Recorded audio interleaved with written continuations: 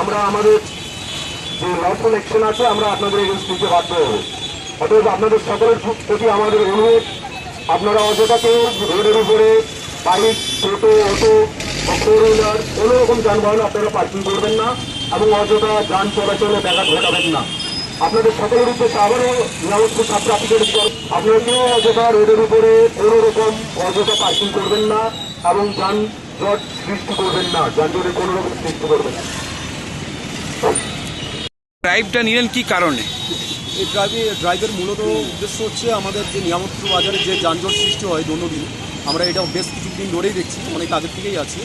তো এই যানজট যাতে না সৃষ্টি হয়, আমাদের ট্রাফিক ফ্লোটা যাতে নর্মাল থাকে, পথ চলতি মানুষ বা এই রোডে যারা, আমরা তো সবাই তো রোড ইউজার, সবাই তো এই রোডেই ব্যবহার করতে হয়।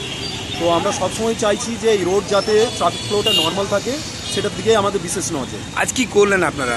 আমরা আজকে আমাদের যে বিশেষ উদ্যোগ সেটা হচ্ছে মাইকিংয়ের মাধ্যমে নিয়ামতপুর বাজারের মানুষজনকে সচেতন করা এবং আগাম জানানো হচ্ছে যাতে তারা এই ইলিগাল পার্কিং বা অবৈধভাবে পার্কিং যেটা রোডের উপরে যেখানে সেখানে গাড়ি রেখে দিয়ে চলে যাচ্ছে বাজার করতে, সেটা যাতে না করে।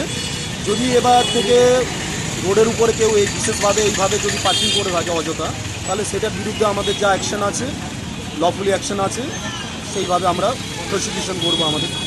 এটা কি মূলত নিয়ামতপুরকে জাম মুক্ত করার লক্ষ্যে এগোচ্ছেন? হ্যাঁ, আমাদের ওটাই উদ্দেশ্য ম্যাম।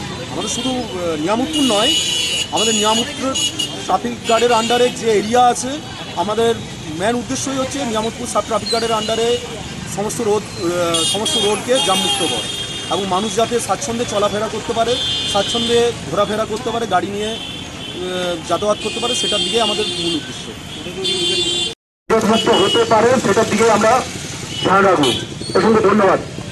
বাইক, চার চাকার সকলের উদ্দেশ্যে বলা হচ্ছে যে আপনারা কোনো রকম ভাবে অযথা রোডের উপরে পার্কিং করবেন না। এই পার্কিং এর ফলে ব্যাপক যানজট সৃষ্টি হচ্ছে, মানুষের পথচলতি মানুষের অনেক সমস্যা হচ্ছে।